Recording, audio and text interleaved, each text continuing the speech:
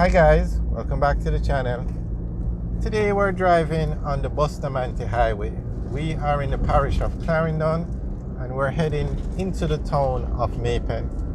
So when you're going on the main road, this is the route you would take, and this is the Bustamante Highway. Now unfortunately this road has the reputation of having it's the most dangerous road in Jamaica. It has more fatal car crashes than any other road in Jamaica. So we're going to take a tour of the Bustamante Highway as we drive into Maypen.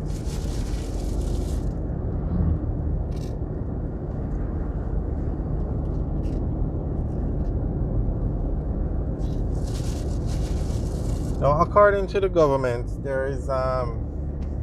they say speeding is one of the major causes of traffic accidents in Jamaica.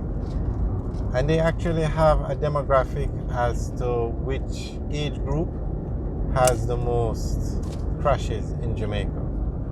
But it's done by age.